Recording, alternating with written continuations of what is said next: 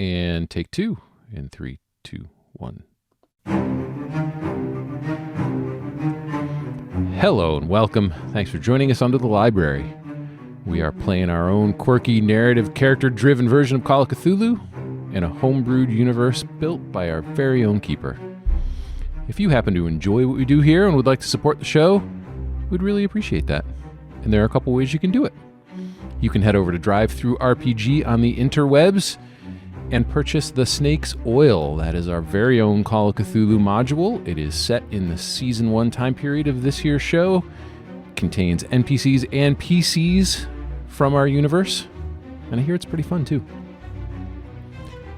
Alternatively, or collectively, you could head to patreon.com/underthelibrary.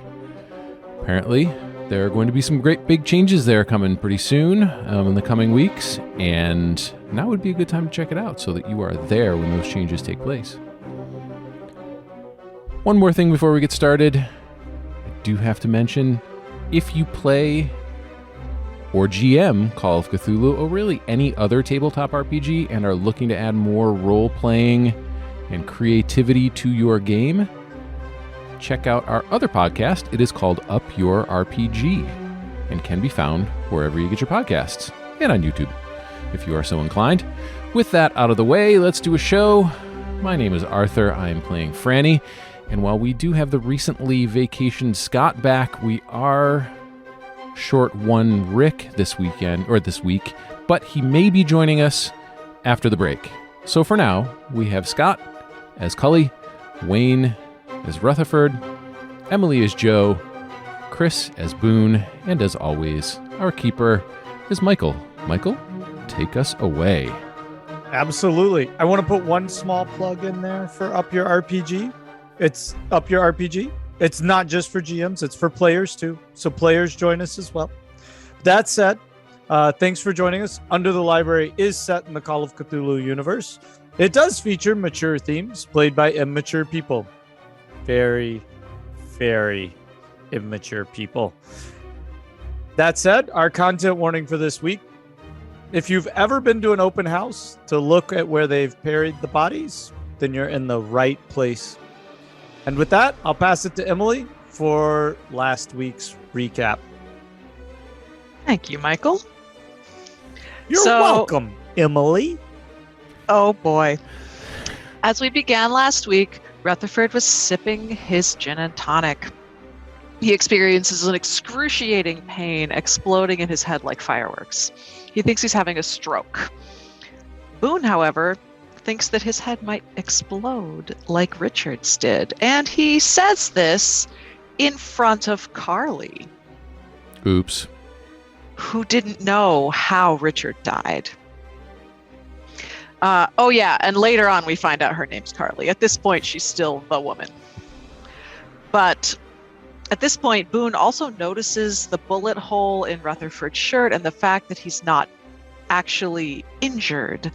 He asks some questions, which Rutherford dodges, and he wants to lay down, and Boone thinks he knows more than he says. And so Boone suggests drinking more gin to see if it was a trigger for the headache. And again, the pain returns. Boone also sips gin for science, and then keeps drinking, and then refills the glass, and then refills again, because Boone has broken his dry streak. However, his head does not hurt the way Rutherford's did. And Rutherford realizes that he's having explosions of hundreds and hundreds of memories that are not his own. So Boone will dispose of the remaining gin, and Rutherford's going to go speak to the mother who's gone to be with her child. So at this point, we cut to the road to Abiquiu, where Joe is in the front of the truck with Sam, visibly anxious and tense and fidgeting again, drawing blood on her thumb. She deflects when Sam asks. He tries to distract her with a game of I Spy, which we learn Rick does not know how to play. But they pull over for some fresh air. Jo pulls herself together. Sam bandages her thumb, but around the time he says nubbin, she feels pretty uncomfortable and decides it's time to go. Yeah. Weird Yeah. Also weird, he tried to offer the 16-year-old a toy train to distract her. Very weird. And some candy. Creepy. Yes. Come into my truck, have my candy. Anyway, in the back, Franny's looking around. Franny is in the back, injured. Cully is in the back, sleeping. Franny finds some farm equipment, fertilizer, and a box with guns and ammunition. She takes a rifle and loads it. Sam sings along to Hank Williams as they drive. Back at the house, Rutherford meets Carly. Singing is putting it. That's giving it a that's lot generous. of Just to be clear, did Rick really sing? He sang. His voice changed pitch, and he said words. Yeah, slowly and Oh, God. yeah. This is why I'm never singing. We meet So- Carly, the mother, and Stephanie, the daughter. And Rutherford shows Carly the man with the scarred face, but she doesn't recognize him. He calls Richard her husband, but he discovers that actually she's his sister. Richard and Carly are siblings, and he had never mentioned family. She shows Rutherford a safe and assumes he has the key. We think Franny probably has the key. It's probably the one from the baseboard. And back in the truck, we finally arrive. And Franny's holding the loaded gun as Sam mansplains guns to Franny, making friends wherever he goes. I feel a little bad that he's not here to defend himself. Oh, this makes That's it right. all the better. But as we ended, heading for the house, there's a gravelly voice singing Big Rock Candy Mountain that Jo recognizes as Boone. Sam is carrying Cully. Bloody Franny has her rifle hidden under some burlap. And there we ended.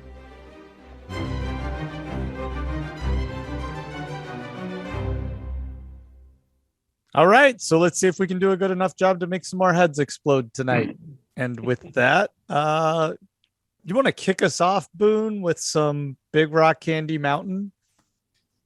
Oh, buzzing of the bees and the cigarette trees and the soda water fountain. You don't Boone! have a care. There's clean underwear. And on the Boone, Big is that Rock you? and- Whoa, Joe! Oh my gosh, you made We it! found you! Yeah, we. Did you have any trouble getting here? Sam took a little detour, but I met his family. Did you know he has a kid? Yeah, he came into the doctor's office that night saying that someone told his kid he couldn't have a bicycle and broke his brain or something. Yeah, I guess I just thought he was making that up because the doctor didn't seem to believe him, and it was very okay. confusing. But there really is a son. He seems Oh. really nice. So that means there must be a wife too. Yeah, I don't know. He went in the house, and I think he talked to his wife there, but I didn't get to see her. Oh, well, if there's no wife, maybe he's keeping that child prisoner. Boone, that's horrible. Oh, I'm Really sorry. think Sam would do that? I don't know. I don't know him. I don't know the guy. I mean, I should probably get Cully. Oh, Cully. Yeah, Cully. Hey, Jo- Cully. Joe, at this point, it would be very obvious to you that Boone is visibly intoxicated, right? He's very intoxicated. And at this point, Cully slept for a nice long time. So when it's been you hours, wake up right? in Sam's arms. I was gonna say, so Oh, Sam got another one. oh no, Cully's Boone, are you uncomfortable. okay? Oh, You're yeah. acting a little. Oh, I never felt funny. better. Oh, I'm so happy to see you. And I pat you on the shoulder.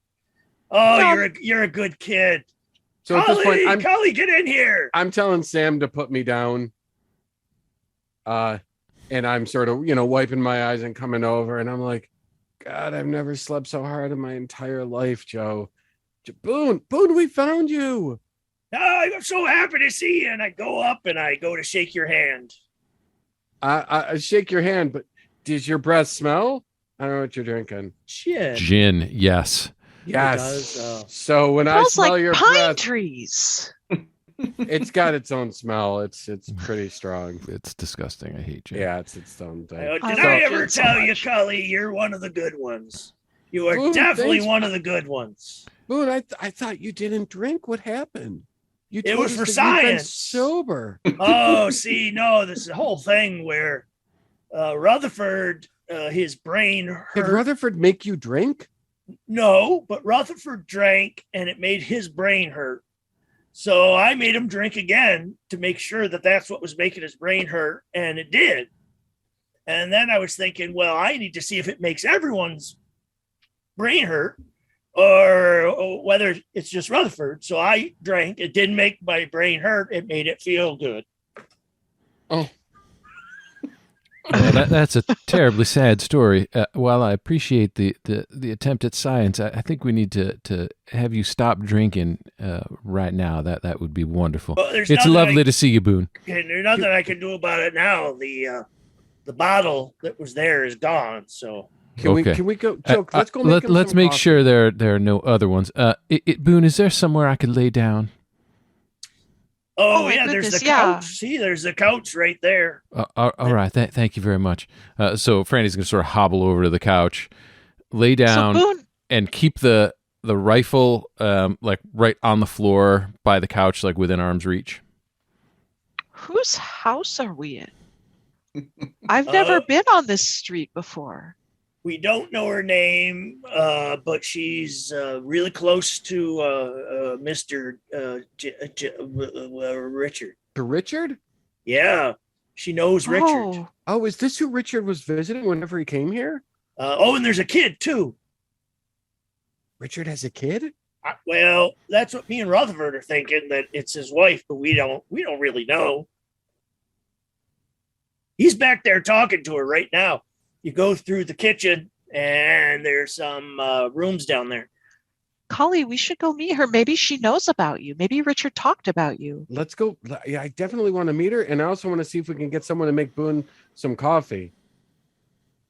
Oh, yeah. I want your head cleared, Boone. I want. Oh, the buzzing of the bees and the cigarette trees and the soda water fountain. Your best friend's dead, but you preserved his head on the big rock candy mountain. I'm just going to cover Cully's ears when Boone starts singing about heads. Oh gosh, Yeah, I also told the lady that Richard's head exploded, and Oh, that Boone, did not Boone, play out please. well. Earmuffs. Okay, well, Wait. Did you cover Cully's ears? Yes or no? Yes. All right, Cully, make a listen roll. Let's see if you fail this one. You want to fail this one. oh god, You don't want to make this listen roll, Cully. please. Oh, I don't know if this is good or bad. What'd you roll? I rolled a 98. Oh God! Oh, no. Bad. But you didn't want to Oh. make it. Oh, no. Yeah, you wanted to, like, there was a window you wanted to roll in. Oh, that wasn't it. in the window. Yeah. Oh, no. You fell I was out like- the window. Yeah. But you said I didn't want to make it, and I really didn't make it. That's true. He just did That's what he true. was told. Yeah, you Uh, kind of circled back. I'm sort of an overachiever, so So, well, I think with that, you hear Boone singing about the head exploding, and you have all these kind of flashbacks to the house and the blood and the bloody footprints, and you're starting to think about Richard, and also you're thinking about this child, right? And that they say that Richard has, and you all of a sudden get really upset, right? Like, this is just overwhelming information for you, Cully, that you thought Richard was coming pretty clean with you. And, between his death and kind of these new revelations, just too much. Let's see the sand roll. Let's see your outcome. I did great. I got a 7. Oh, all right. Well, then we'll only take off 2 points of sand for that.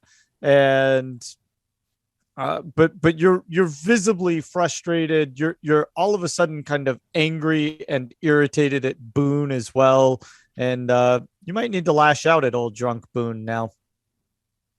Boone, you got to stop singing that song. I need you to stop talking about Richard. He's dead and he's gone, and we don't have to celebrate the fact that his head exploded. Oh, I need you to stop singing songs and celebrating the fact that his head is gone. Everything is bad. Everything is bad. I didn't know that's what I was doing. It was subconscious stuff coming out. I would never Boone, do it we otherwise. needed you, and we need you now, and you're not even here. Your body's here, and the rest of you is gone. It's drunk. I can't take this. I'm sorry. I'm done. I turn around and I storm away. Okay, what I'm going to do is I'm going to take this here broom, and I'm going to go out and sweep the front porch. Okay. Cully, did you storm in further into the house? Okay, I followed you. Okay, for sure. Cully, you've just woken up. The house isn't very big. You walked in through a side door that puts you directly in the kitchen. To the left is a little seating area.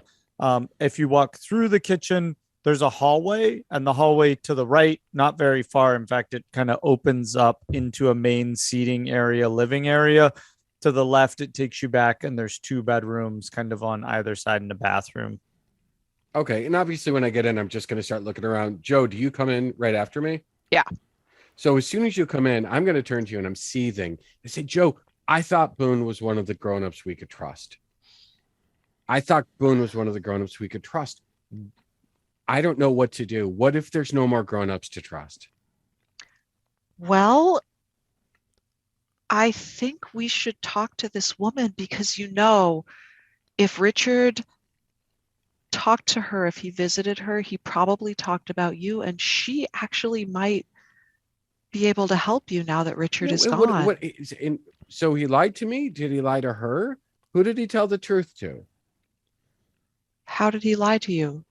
He never told me he had a kid. He never told me he had a. But we don't even know he has a here. kid. We should ask before we assume. We know there's a kid. I'll try. I'm sorry. I'm really upset. No, don't be sorry. Boone, and I don't.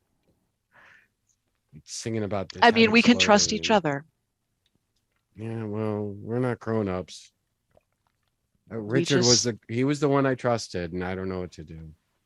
Let's go meet him. We can go in.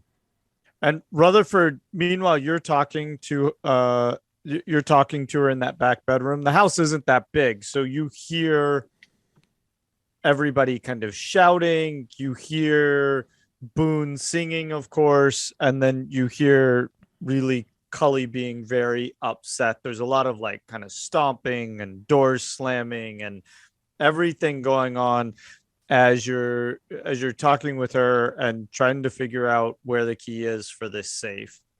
Rutherford attempted to pick the lock, but was unsuccessful. And in his state of mind, his hands were just not quite what they were for being able to concentrate on it. So he turns and he hears, of course, the dishes being cleaned and Big Rock Candy Mountain, and then a conversation. And he's actually got keen hearing, so he probably would have sussed out the voices. And he turns and goes down the hall. But he's also pretty shocked right now because he just, I think, at the end of the last show was the revelation that Carly was in fact a sister, not a wife. And so he was kind of thrown by that. He's like, wow. So Rutherford comes towards the kitchen. I suppose that's where Joe and yeah. I mean, the house isn't that big, so as you step out, you would see Cully and Joe standing in the hall having this big conversation about Boone, and you would probably run into them. And so Rutherford says, Mike, and he says, it's such a relief to see all of you here, and Mr. Wagoneer, who seems to be still out in the garage. Mr. Wagoneer did bring you here. Did he hold up his end of the bargain? What was his end of the bargain? To bring you here away from the town we were in and the danger we were in. He needed to go back into Los Alamos and get you and bring you here. I was. Oh, I didn't know that you made a bargain with him. I actually, to be honest, I almost didn't go with him. He was being very pushy. He does have a rather brusque and odd manner and chooses some curious things to say, but perhaps that's from his past experiences. And he did talk about being in the war, and perhaps he has difficulty relating. I kind of sense that sometimes sometimes he fires, aims, and then shoots. I don't know about that, but I do know that we decided to go Nailed with it. him for Franny's sake because she is not doing well. And I don't know if you could help her. She's just, I mean, she's hurting a lot. She's bleeding According to again. him, he said that she had like 10 minutes to live, but that was hours ago. It could, I just I think don't he's know just- about he's him, just- but He's just another adult. Hey, are you But- drunk, Rutherford? Am I what? Are you drunk? And he Who said, told us you were drunk? "No, unfortunately, I had a drink, and then I couldn't partake of anymore because of strange occurrences in my head. And then I just had the most curious revelation that this person here, Carly, Richard's person he visited and spent time with. I made a curious assumption it was his wife and a child, but it turns out it's his sister, and it's his niece in there. Oh. It must be his So, niece. and as soon as you say that, like my whole affect changes. Cully, Like, you have to whole meet affect her. changes. Because I'm almost like leaning into you, Rutherford, and I'm like, I thought he had a family. I thought he was lying to me that he had a wife and a kids, and he never told me about them. And I said, Cully, I had the same curious thing happen. I couldn't believe that all these years I've known him so well, he was leading a double life. But the curious thing, he never told me about his sister. And I've known him for ages. How could he keep that a secret, and why? So I don't know if he's Do you protecting think he was her. trying to protect him? I'm starting to guess that perhaps that's the case. And I believe it's does Rutherford realize Franny is here as well? Well, Joe just said it. Yeah, Joe. Oh, yeah. okay. Yeah. That's right. Sorry. Yeah. Rutherford- And I said she was injured, and did you have skills to help her? Oh, of course. She was bleeding again. And Rutherford would quickly rush over. His first aid skills are medium at best, but he'll give it a shot. They're not horrible. They're decent. What could possibly And, go wrong? Nothing. We've only had 198 already. So Rutherford will go to Franny, and because of his tunnel vision, he sees that she's not in a good way, and will try to mend her. But he's so locked in on it. His first thing is, Franny, do you have that key that came from the house in Los Alamos? There was a key, a very, very important key. Wait. Before that happens, Rutherford, I need you to make a Constitution roll. Oh shit! Uh-oh, lingering effects. Ooh, I hit that with a 12, which is not extreme, but a hard success. A hard Okay. success. All right. And so you just have kind of a small shooting pain through your head as you start to say this. So I'm gonna think in that fashion. Rutherford's starting to get accustomed to these shooting pains, like if you have something like that happening, he's not by any means okay, but it's starting to become an occurrence, and he winces a bit, and his head will shake to the side, and he kind of tries to shake it off in a curious way. Yeah. Rutherford, are you okay? And he goes, Franny, I'm having these curious headaches, shooting pains when I took a beverage to relax with. Most odd things happened in my head, and strange, and Rutherford will go quiet at this point. Strange memories and connections happened. And then Rutherford, could you come closer a little bit? I want to look in his eyes and see if I see anything unusual in the corners of his eyes. Yeah, give me a spot hidden. Oh wow. Let's see what you got going there. Let's see what I got going here. I'm usually really good at these spot hidden rolls. Yeah. Mhm. You'll probably end up poking his eye out. Oh I'm pretty sure. my Say, God. He's gonna roll 100 That and good. poke him Please right let through it be the head. good. Uh-oh. What'd you get? Extreme success. I'm so afraid. No, come on. I can't read it. 99. 98? That's a- 99? That's a 99. Oh, God. Oh, It's a 99. Sorry, We're Rutherford. increasing by 1 every time. We get a 98. Are we? 99. Is are this we gonna be looking a for TPK? Scanners revisited. Rutherford's So other eye is gonna. Wow. I mean, I'm looking at his eye. Oh, what horrific Wow. His eye pops out, like touches your eye. He's like large Marge. thing could large sunshine. And he looks like this. All right. Well, I mean, I'm just trying to take a moment here to decide. There's an obvious answer since I know what's going. There's just a real obvious answer to that 99. Uh-oh. I don't like that answer. Yeah. That sounds like a terrible answer for Franny. All right. do you need a minute? Well, Yeah, right. Nothing like This a is where really the- extended silence to Yeah. This I is where the just- keeper is struggling with being anticipation. a good person or being a horrible human. No, there's no Yeah. struggle there at all. I was trying to decide if there That was train left something the that station could, a long time ago. I felt like I should save this for later, but I mean, if it If the happens dice now- say Sorry, Rutherford. All right. no. You're- Okay, so Sorry, Franny. No, Oh I God, think I know what's gonna happen. Rutherford's head's gonna- Franny, can you make a sand roll so that I can just kind of move through this whole thing solidly? Oh, sure. Yeah, I just want to. Wow, I'm that's an 88. Nice, perfect. I think you All need right. new Deeses. Right? Yeah. Okay. So let me just see. Suspense is killing me. Yeah, I think I know what's Okay. gonna happen. All right. So you start examining Rutherford's eyes, Mhm. and as you're looking at them, they're doing these funny things where they kind of dilate and then they constrict really quickly, and they dilate again and then they Mm. constrict, and you're kind of getting fascinated and drawn in by it.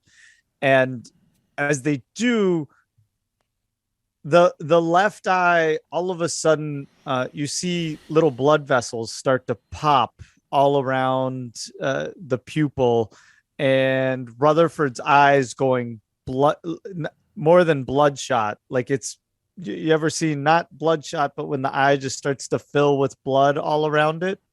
Oh fuck. And Do I need to take my headphones off? I mean, we can watch you squirm, and it's a lot more fun. But if you want an X card, go ahead and step out for a minute, Scott. Do I have an opportunity to react?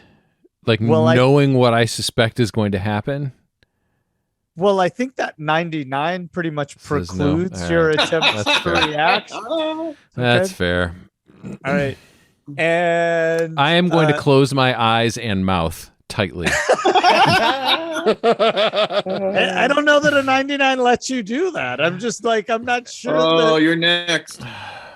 And so as you're staring into the eye, it just bursts. Oh. I mean, just like somebody stepped on a juicy boba, right? That thing just right into your face. Oh, And no. it's a mix of shock and immediate kind of disgust. You have this pain in your side. Mhm. You jump up, you rip your stitches open, Mm. and Oh, man. because as you fling back, Rutherford, not to mention who's watching this, Joe, Cully. Joe and Cully are in the hallway. And Okay, so Joe and Cully, you hear a scream. It's Franny as she jolts back, ripping her stitches open, covered in eyeball ooze. And Rutherford, what do you do? You've just like, I'm, your eyeball just pops open, and I would think. I like the idea that it would still be like, I what that key. I want to know about that key. well, I guess with your one still good eye, you would see Franny's face covered in this goo. And I think it would be kind of it would take a moment for it to register that half of your vision has gone, and the visionable device is now all over Franny's face. Franny, you can take 4 points of sand damage along with this, and 2 points for ripping your stitches. 2 points of damage, I take it. Yeah. Okay. And how much sand did you say? 4 sand? Yeah. Okay. So there's that. Okay. Franny's not doing so great.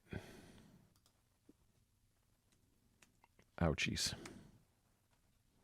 Okay. How many does that leave you with, Franny? 4. Oof. Yeah, 4 you're not feeling so hot.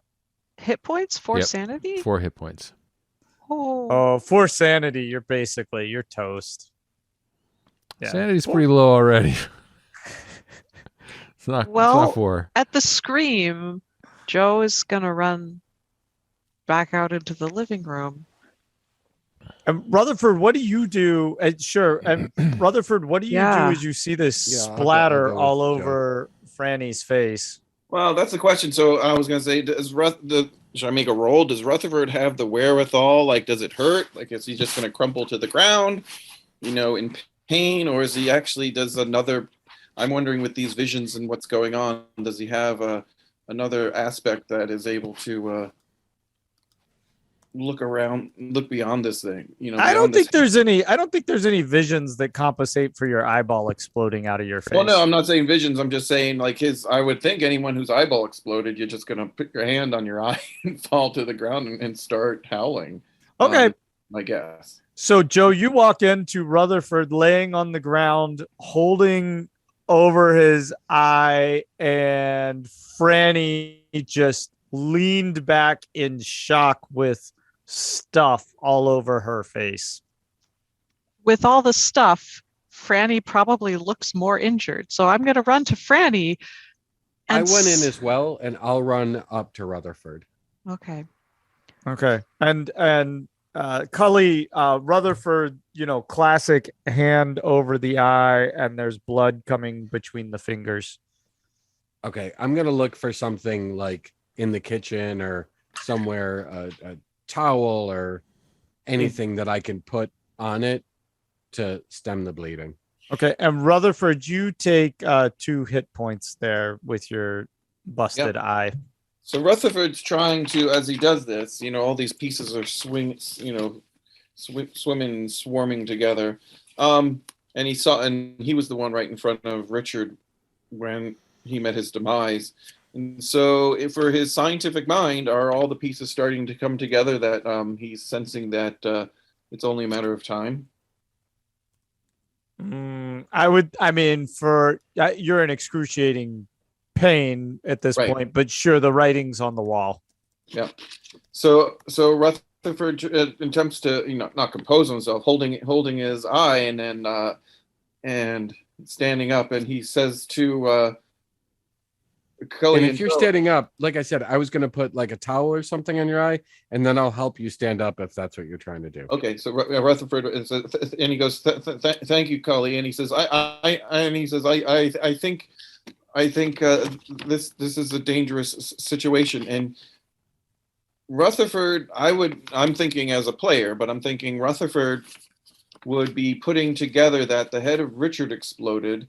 This is happening to him because he had been covered in goo. Franny's now covered in goo, so he's starting to think in chemistry and perhaps other terms. Perhaps there's something that is contagious, and he doesn't want Cully or Joe to be exposed to this, or Boone, or certainly Carly and the child. And he says Cully, he says, you need to get the key from Fran. there's a safe in the bedroom that Carly will show you. There, I believe there's important stuff that Richard would want us to find. What's wrong? What happened? What says, happened to your eye? And he says, I don't want to go into the details, but I believe the same things happening to me that led to the demise of our dear friend Richard. I don't know how much time I have left, but let me go to the garage and the car. There's something I want to figure out, and I need to stay away from both of you for your own health and safety, but I implore you to take Franny perhaps to the bathroom right now and wash her down the best you can with everything that just happened. Try to save her. Okay, so I'm going to take him at his word. I trust Franny, Rutherford did you as hear much as I that? trust anyone. So I'm going to go to Joe and Franny and say, we've got it.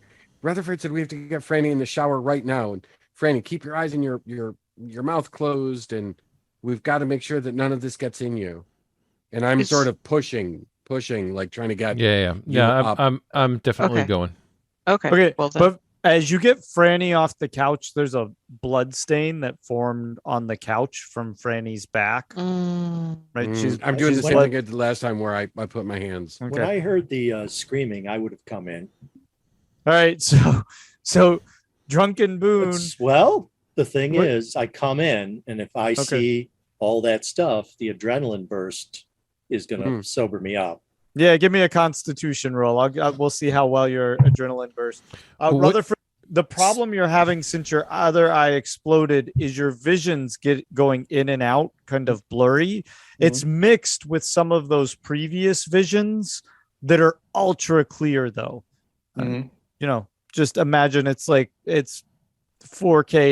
4K in your head, right? But what you're seeing through your eye is blurry and shifting.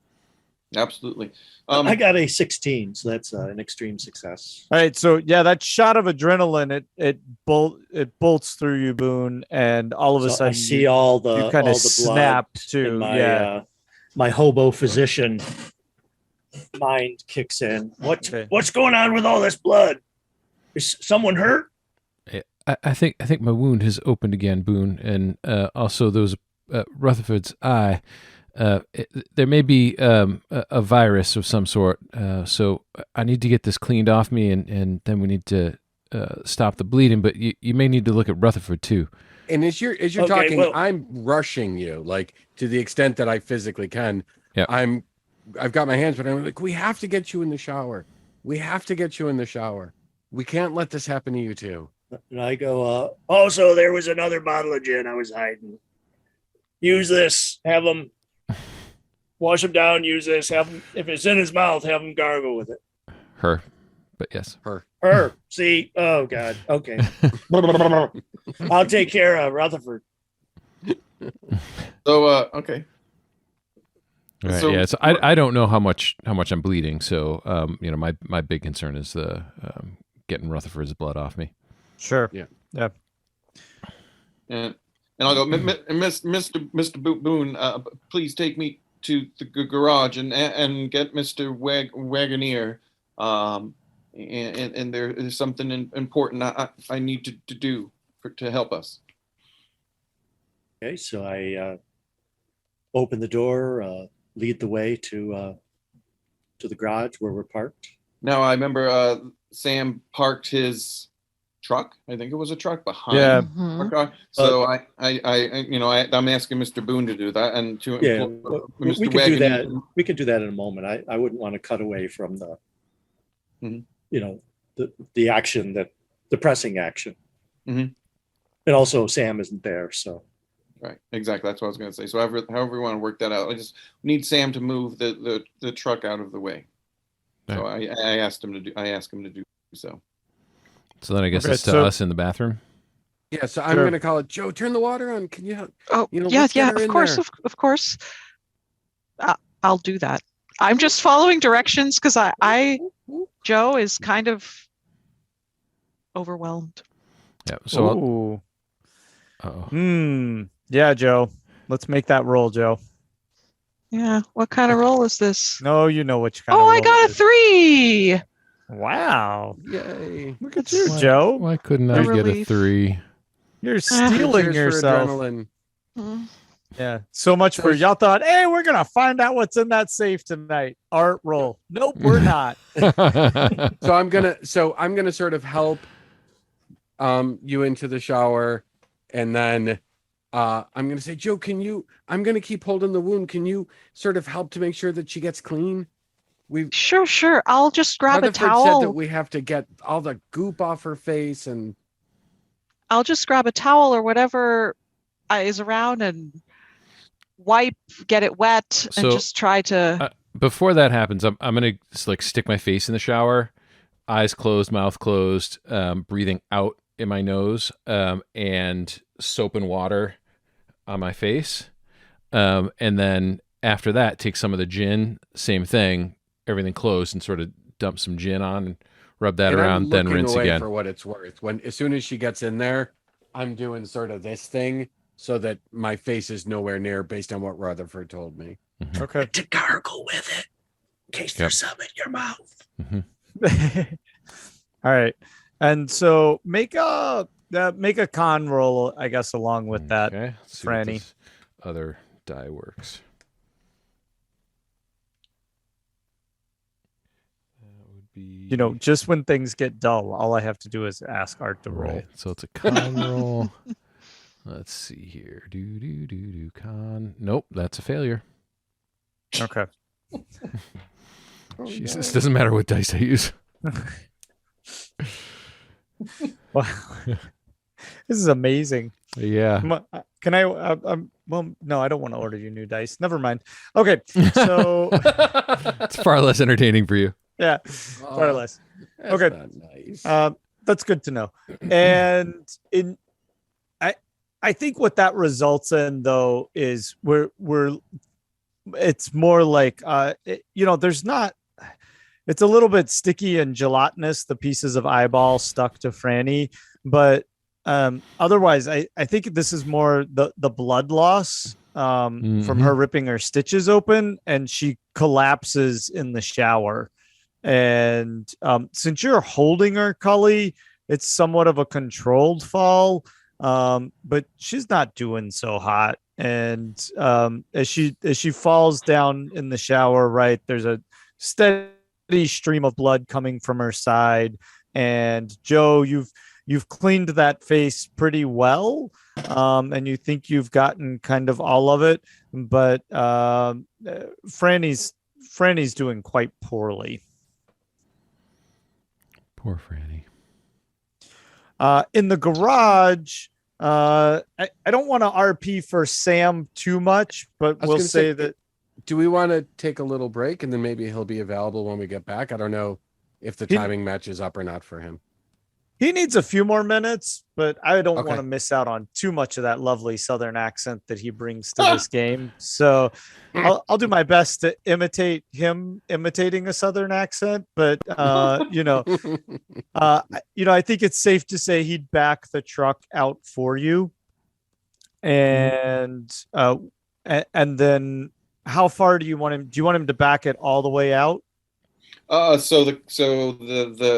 Rutherford, I'd be happy to move that truck for you. And thank you, Mr. Wagoneer. I need to get the federal car out Are of the you garage. Are you okay?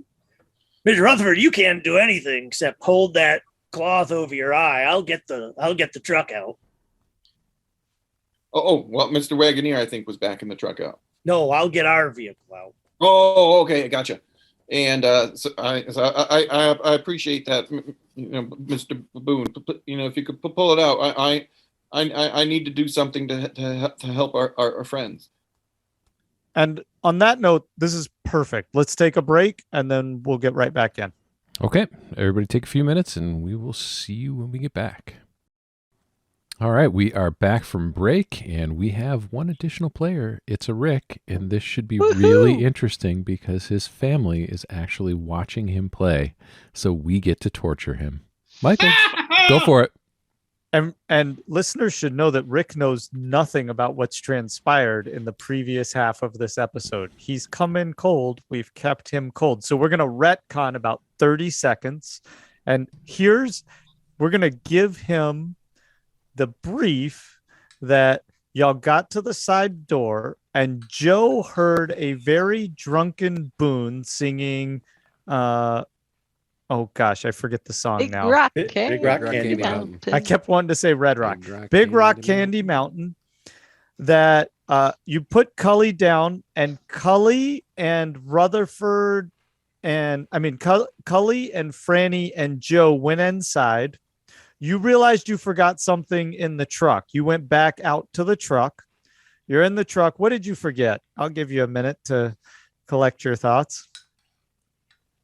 What did I forget? I probably would have forgotten I was carrying Cully, so I probably couldn't hold my shotgun. So I probably would have went back, got my shotgun, and yep.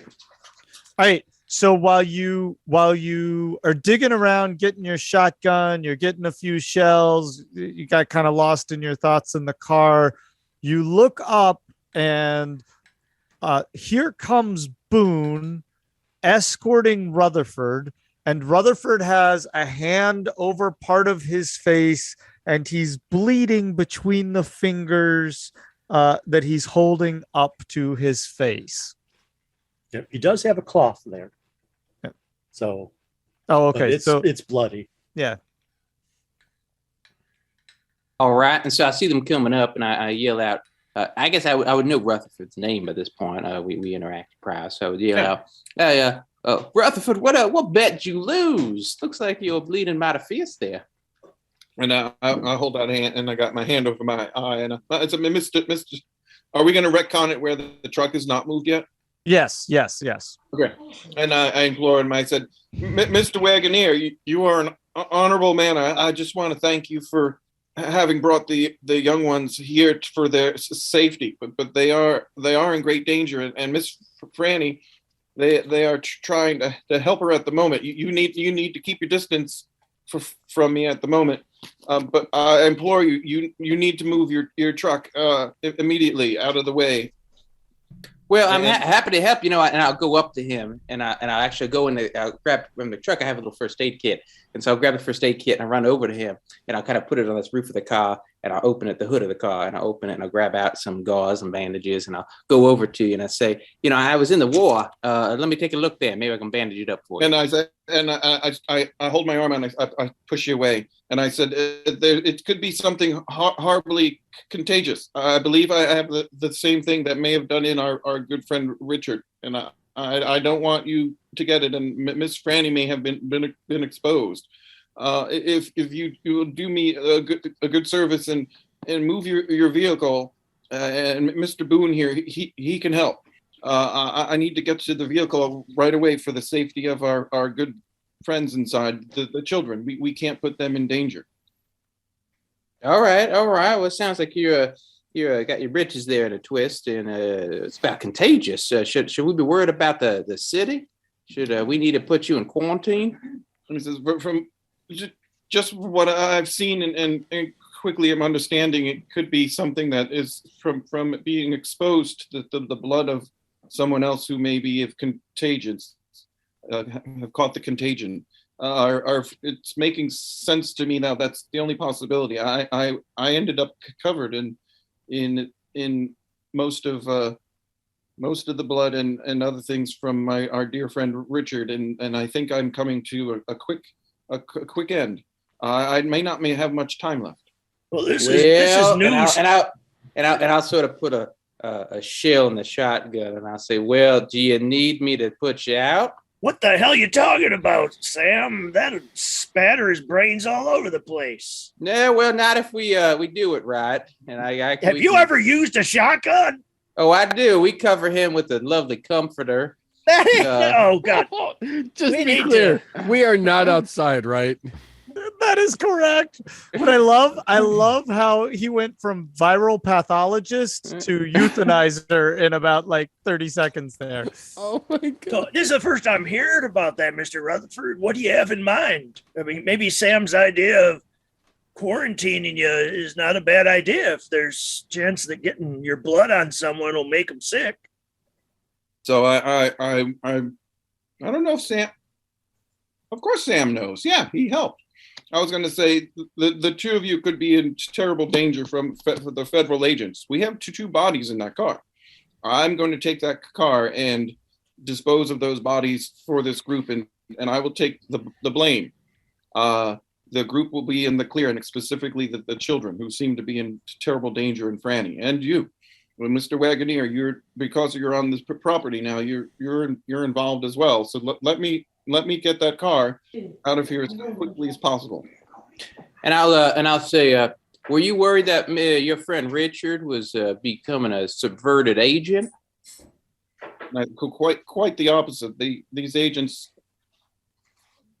There's something sinister going on with the facility back in Los Alamos, and those agents they abducted him, and something horrible happened. I believe they may have even experimented on him, and he not to his knowledge or something other.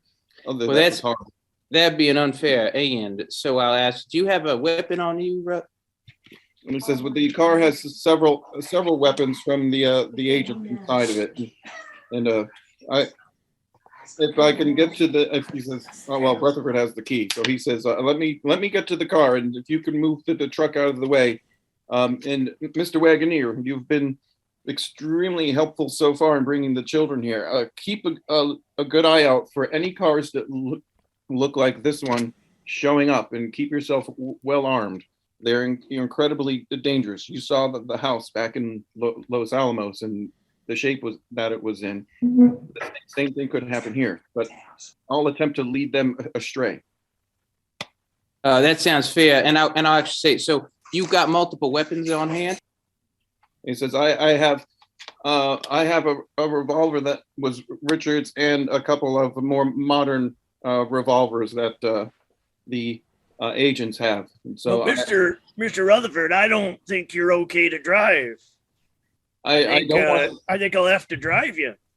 Mr. Baboon, at this point, you'll get wrapped up into this yourself, and you can't be exposed to what is going on with me. And it will be, if I meet my demise, you'll be there and caught by the agents. I'm feeling really uneasy about the idea of letting you go off by yourself.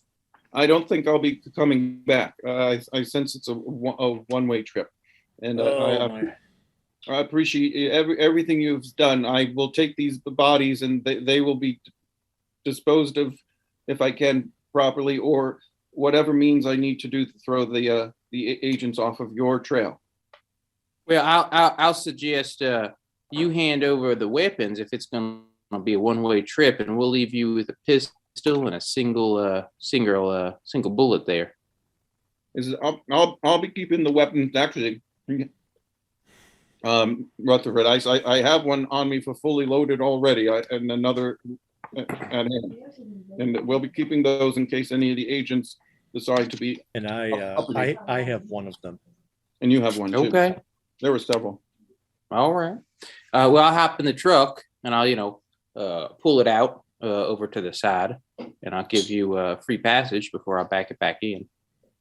And then I'm trying to remember, did we back the car in, Boone, or did we drive it in forward? We drove it in. Drove it in. Okay. And then I'll ask for your assistance then. And then I asked Boone to come to the car.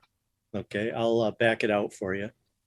And then, so I said, but when we go to the garage, I go to the garage with you, Mr. Boone, just you. And I said, Mr. Wagoneer is back in his truck. And when we get to the car, the wooden box was still in there.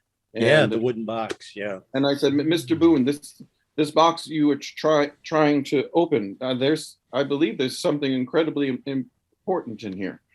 And I said, I'm going to spend just a couple minutes dwelling upon it to see if I can figure it out. After that, I'll just hand it off to you to see if you can do anything. And so Rutherford attempts to gather himself, and he says, if Mr. Boone, if you can give me a few quiet moments, I'm going to try to figure out an idea on how this thing opens. All right, and let's take an intelligence roll. You got it. That's the one thing Rutherford has going for him. He's got lots of it. Let's see if it pays Oh my off. god! Oh wait, it was the other way around. Oh, I thought it was a 9. It's a 90. Oh, actually, he hit it. He's got a super crazy intelligence. He got it. Yeah. With a 90? No, 80. Sorry. I was like, something's wrong. No, 80. Hey, you have an excruciating pain that shoots through your head in that moment as you're holding the box, and it really blocks all of your thoughts. And you're kind of contemplating how all of this came to be as Rutherford would, but you're also kind of having that in the foxhole moment where you're wondering if all of this was right, and it's starting to just cloud your thoughts, and you're not able to kind of make a clear thought about the box. So I asked Mr. Boone if he's not too far away, and I said, Mr. Boone, this box, I'm going to give it to you. There's something tremendously important, and I believe Franny might be the one in the group to be able to figure this out. Well, make sure she gets it, and also make sure those children know that you did something heroic for their safety. Oh, I don't think this is heroic. This is just necessary, and perhaps even in doing so, I could figure something out about this agency that had it in for my dear friend. At this point, the horrors that are going on are just too much, and they have to be stopped. There are people who are doing terrible things, and you and the children cannot be dragged into this. All right. And so do you get in the car to drive then, Rutherford? Is that your plan? Yep. All right. Can you give me a driving roll at disadvantage? Oh, because your vision, I mean, you got it to the street, Boone, so at least he can kind of just drive straight, but your vision is before he leaves, I would like to just go over to Rutherford and say, listen, Rutherford, I know you're trying to get out there and distract these agents and take any heat off of us, but the problem I have here is, what if they capture you? Then you may reveal, intentionally or not, our location. So Mr. Wagoneer, I don't believe my time is very, very long on this world, and if that's the case, they're the ones in more danger because of this perhaps contagion going on. It could be it could lead to their demise. I understand, but I look at him dead in the eyes and I say, I just want to know that if you're in a tight spot, you'll do what's needed. And I said, Mr. Wagoneer, don't worry about that. I'm one of the most practical people you can ever meet. All right. And I'll just tap on the side of the car and I'll take it back in the truck and pull the truck back it in. Yeah. Okay. And Rutherford, how'd you do on that driving roll? Nah, missed it. Okay. So you're blurrily able to kind of sense the street. You actually, you clean off a mailbox within maybe like 30 feet of leaving the house. Mm-hmm. And you're just trying to stay straight on the road as long as you can. Mm-hmm. As you do, you make it. Give me a luck roll. That's about the only thing you might have left. That's okay. It's a little bit of luck. And got it. Okay. So, and then with that, all right, you make it about 2 miles down the road and you hear the sirens behind you. Perfect. Of a police car trying to you would assume trying to pull you over. Mm-hmm. What do you do? So is he 2 miles out of town of Abiquiu would probably be where it's turning more into high desert? You're like 2 miles away from the house. So let's say if you pointed away from Abiquiu downtown, which would make sense. Sure. You're getting to the outskirts of town. Okay. So this is simple. So there's only one choice at this point, and Rutherford thinks in his head. He says that he closes his eyes, and he says, and he his eye. He closes his eye, and he had a vision of the direction to go. And he says he just gets a sense that he's going to leave it up to the Force. He's going to. I was hoping you were going to say, I close my eyes and gun it. And that's exactly what he does. So he points it onto the road, and hopefully it's not too crowded. And with the sirens behind him, he floors this fancy-ass car forward and just uses his best senses and constitution and pow and whatever he has to get this car enough out of town where it's going to confuse everyone what's going on. Okay, and so at this point, you close your eyes so you don't see anything, and you're flooring it.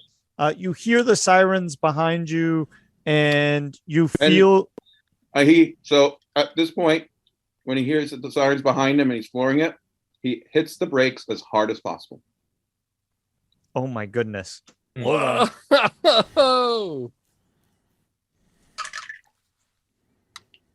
Oh boy! All right. So you slam on the brakes, and then you feel a tremendous smash from the back, right? Your everything goes backwards. You where the slam bodies into the are. back of the seat. What's that? Right where the bodies are. It slams into the back of the car, and you come to everything super, super blurry, and this police officer, you hear a voice from outside the car. Everything's kind of crumpled on the back end there, and it's a few moments. You're counting in your head, and it takes about 3 or 4 minutes, and you hear this voice, and it says, "What'd you go and do that for?" Is it, and it's Mulvaney? Yeah. Does he sense that it's Mulvaney? Yeah. And all right. And so he gathers himself, and he says, Officer Mulvaney, is that you? I just wanted to check up on the investigation. Oh, you almost killed me. I turn to him, and I hold my hand down where the gruesome eye wound is, and I tell him, I said, I ended up in an altercation, and I was severely wounded, and I was attempting to get out of town. There's some, unfortunately, this whole thing is going sideways. And I don't want you to be involved or get hurt with these agents. And I'm going to tell you straight, there's 2 dead federal agents in the back of this car that you just crashed into. One of them is the man with that scar in his face. And I believe at this point, you could be in terrible danger as well. And he's entranced by this hole in your face. And he looks down into the window to help you. And he goes, "My God!" And your head explodes. Oh, Mulvaney! Mulvaney's covered in Rutherford's head, Mulvaney. cranium, and brain. And everything goes black for you, Rutherford. And so if we zoom out from this desert highway scene with the police car rear-ended into the back of your car and blood all over the windshield of yours, and Mulvaney standing there outside your window, wiping stuff off of his face like this. And we'll cut back to Sam walking into the house with Boone, as Joe and Cully are, I would guess at this point, are y'all trying to get Franny out of the bathroom? Well, she collapsed in the tub. Yeah, that's true. Just a quick interjection. I would have asked Sam to bring his first aid kit because I know that I saw the blood on Franny. Okay. Yeah, I would happily brought that as grabbing that in my shotgun. Okay. Y'all tell me. Y'all talk to me. Okay. So I'll head up to the door with Boone, and then I'll open the door, I suppose, or Boone wants to open the door, either which way, no matter to Sam. And I guess we'll open it. And what do I see as I walk into this lovely abode? So we're really quickly, I don't know if this makes sense, but depending on the timing, we were going to get Franny cleaned up, and then the goal was to get her out and get her sort of medical care for the side. So depending on timing, we would have been bringing her back to the couch where that blood was, I think. Unless, Joe, you have other thoughts. And if y'all are wondering, if anybody's wondered where Carly is during all of Absolutely. this, We haven't even met her and yet. wondering if anybody's looked in on her just for kind of continuity sake, if you're curious, the cutscene would be her trying to keep her daughter occupied, right? She's got her ears covered. She's holding her daughter's head to her chest, and she's humming and rocking her. Well, presumably her daughter, I guess I should put that out there. But she's really trying to prevent this kid from being exposed to all of the chaos that's going on outside. As you walk in, Sam, there's broken dishes on the floor, coffee on the floor, empty gin bottles, but a very clean stack of dishes to the side of the sink in this kitchen. There's a kitchen, or there's a sitting room off to the left, and then the hallway ends in front of you. And I'll just give you the layout of the house. To the left are a couple of bedrooms and the bathroom. To the right's kind of a living room area. And we're entering into the kitchen. Yeah, The kitchen? Kitchen? that We're in the kitchen. That hurt my southern soul. All right. If you were to walk into the living room, you would see a blood-stained couch, and presumably, if you looked very closely, some little gelatinous pieces maybe on the wall or something like that. And You and your gelatinous. Yeah. It's twice tonight. I credit that to accent, though. Really? Yeah, I'm giving him the benefit. I love him. Okay. Yeah. What? How would you like me to say it? How is it supposed to be pronounced? Gelatinous? But I think that's I've always pronounced that's a it Rochester gelatinous. accent. Gelatinous? Yeah. Yeah, I think it's gelatinous what- cube. That's the British style. I think. What? Yeah. That's what I'm saying. I think that's our Rochester accent coming through. Yeah. Gelatinous is a British style. You got roasted. All right. Oh, wow. I feel So really as I bad walk about in- myself. That was quite a roast. Ooh. Roasted Uh-oh. gelatin. Franny's gonna Does die. I- No. As I walk in, I look and I say, "Is that what's I was the about to say- gelatinous material there on the wall?" Wait, can we get You back mean to the fact that gelatinous? Franny's bleeding out and Art's making fun It of the looks like keeper? What? Really? You're gonna Looks get like vitreous that's the threat humors. that Franny's gonna die? Franny's been on the way out for weeks. So are we, Keeper, just in terms of timing, because if they were outside for a little bit, would we be back at the couch or heading back to the couch? Because it's not like we were keeping Franny in the tub. As soon as she was clean, we were going to get her back. Okay, sure. Then yeah, get her back. That's fine. Yeah. It's just she's definitely weakened. All right, come on, Joe. Let's All right. carefully get her back, and then we can see if they can get medical help. We're going to have to go find a doctor because I don't know what to do. So I I mean- presume we'd walk in seeing Joe and Cully help and support Franny over to the couch. Sure. And I would see the blood and some gelatinous material, and I would say, "My lord, what are you two kids doing with her? She's in a tenuous state." And I would come on over with my first aid kit, and I'd prop that up on the top of the couch, and I'd pop it open, and I'd say, "Let me see here." I know where the doctor used to live. I don't know if she's still there. Well, we might have to go. Sam, I don't know if you're going to. We need a real doctor for this. And Oh, we may need a she little got the battlefield medicine here to she help got- staunch she got her all the bleeding. gross eye all over her. And Rutherford told us that we had to get Did you her say washed I, off. Cully? You say I? Rutherford's eye exploded. She got eye juice on her? My Oh, lord. not just the juice, the white stuff and the It was horrible. It's like Rutherford was staring at us from the middle of her forehead. No, Oh, my Lord. Cully, you. Well, Wow. that sounds like he had a. Oh my Lord, that's just horrific. I said, so you cleaned her off? Rutherford told us to put her in the shower, and then Boone told us to have her gargle with gin or something. So I think they helped her because they don't want her to get the Rutherford said infection or something. he said contagious. He said that we gotta stop talking. Joe, do you know where that doctor is? Yeah, but it's on she's on the other side of town.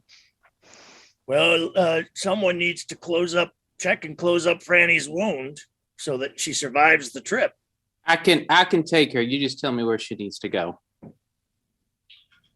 Well, okay, we'd have to go in your truck. There's no way you children. You should not be here. You should see. You can visibly see. I'm holding the wound. That's fine. I'll bandage her. So I'll take some bandages and gauze, and I'll go right around that wound and make it as tight as possible. And I'll say, give me a moment. You children need no more part in any troubles here. The more you're seen out and about, the more questions it'll raise. Just leave it over here to Sam. If you go back out on the road and you take it to the left, back out to the main road where we came in, and then you keep going and you go through the center of town, then you take a right on, oh no, it's been a while, Endicott Street. All right, and I'll write this down if there's a pen and paper nearby, or I'll just try and remember it either which way. But I will say, is that the direction that Rutherford went? I just want to make sure it's not the same. Where did Rutherford go? I didn't say that out loud. I'm talking to the keeper. Oh, yeah. If Joe's asking you to go through the center of town, then it would be the opposite direction that Rutherford went. Okay, that sounds fair. And what's Franny doing during all this? Does she look like she's she got her wits about her, or is she in the stars? I'm assuming that I'm kind of out of it. Yeah, but she's just complaining about how people pronounce things. Okay, but she's not paying too much attention to nothing. Is that about right? That's up to you, Franny. You tell me, Franny. No, I mean, I would think that at this point, Franny's probably pretty well out of it with the description that you've made of how much blood she's lost and that she just collapsed. Okay, it sounds fair. But we also don't have to. Yeah, go ahead. Yeah, that's all right. So I'll say I appreciate that, Joe. And I'll say, what's the doctor's name? I mean, I hope she's still the doctor. It's been a few years, but it was Dr. Friedman. Okay, that sounds fair. I don't know the number, but it would she had a sort of a clinic in front of her house, and it was really close to the road. It was closer than all the other buildings on the street. Can you, if you get lost, can't you just stop into a store or something and ask where the doctor is? Okay, that sounds fair. And as you guys are talking, I'm gonna say, Joe, come here for 1 second, and I'm gonna lean in your ear and say, you might want to tell him not to tell her that you sent him. You're not supposed to be back here. Oh gosh, yeah. Well, yeah. Sam, I know you already said we should stay hidden. But don't mention me. Sam's having a little gin for what it's worth. All right, keep on going. Don't mention me to the doctor. I am not here. Oh, 86, your name there, Joe. 10-4. I don't know what that means. But you can't tell her that I'm means here. I will not be mentioning your name at all. I'll bring her in as if I found her as some sort of vagrant on the streets. Okay. Don't you worry. So we can lead Franny out, and because the bed of the truck still has the mattress on it, we can lay her back there, cover her with the burlap, and start heading out. So I presume, is there anything else anybody would need to do or want to do? All right.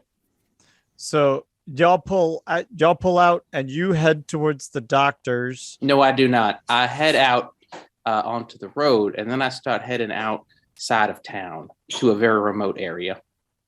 What are you gonna do? Put With Franny Franny? down? Okay. You come Wow. back without Franny, I'm killing you. Okay, so you start heading out, and it's not too long, and you're gonna come upon what would probably at this point be a mass of I would Well, think there's probably I guess my goal would not have been to go whatever direction Rutherford would have went. Does that make sense? I presume there's multiple ways out of town, or at least two. yeah. unless it's So like a okay, dead so end. then you're gonna Does that go make through sense? town. You're actually gonna go in the direction of the doctor. That's fine. There's only two ways. I Alright. wanted to make it look like I was going to the doctor at first and then going. Okay. Does that make sense? Yeah. Okay. Sure. And then you're gonna keep going. Oh.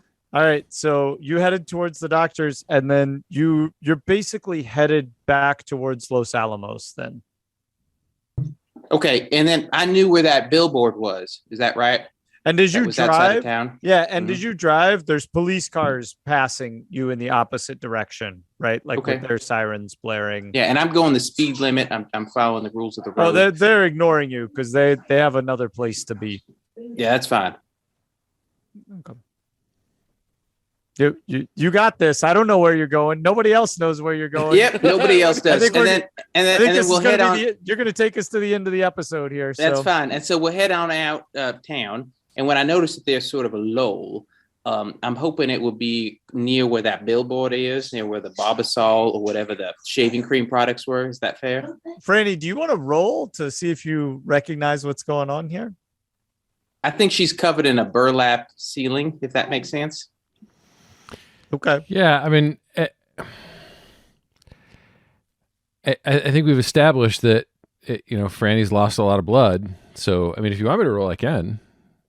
Okay. I mean, Well, I think the this description is- was she was pretty out of it, which is what I just wanted to clarify before we went on the journey. Mhm. Yeah. Yeah, because And that here's the thing: if Franny was not out of it, going somewhere with Sam would not have been something she would have agreed to.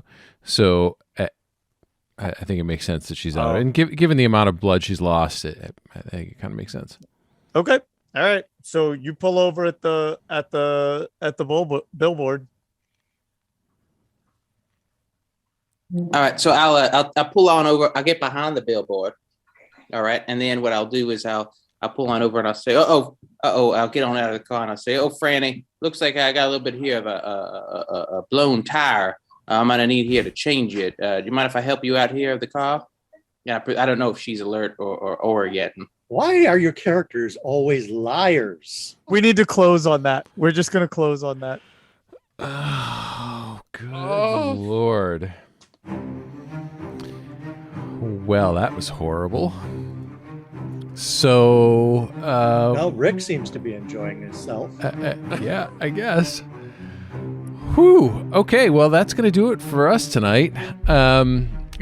Until next time, you can find us at underthelibrary.com.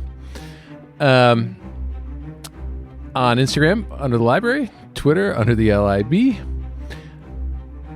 So for me, for Michael, for Emily, Speechless. for Scott, Keep her for Chris, speechless.